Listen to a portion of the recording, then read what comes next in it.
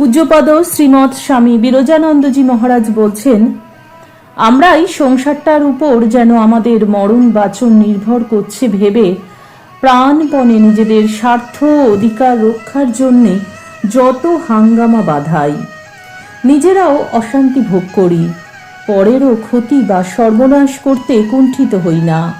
দিন রাত ছুটোছুটি লুটোপুটি কাটাকাটি করে মরি।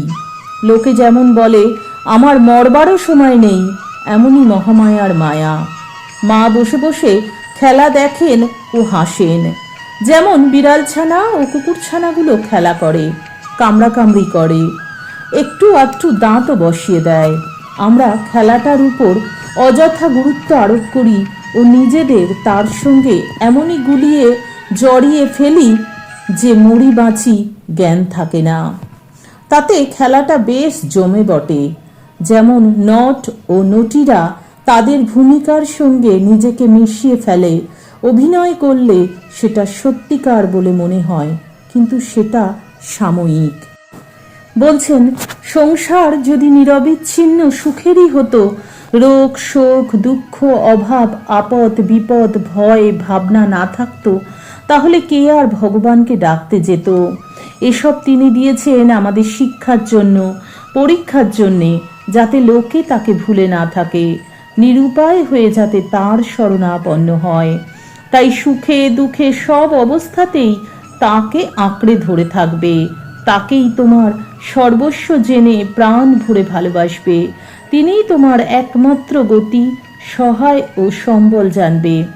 তাহলে দেখবে দুঃখ শোক যত কিছু অমঙ্গল সব পালিয়ে যাবে, কিছুতেই মনকে বিচলিত করতে পারবে না, প্রাণ আনন্দে ভরে থাকবে। এই সংসার জীবন প্রসঙ্গে পূজনীয় স্বামী বিরজানন্দজি মহারাজ আরো অনেক কথা বলেছেন।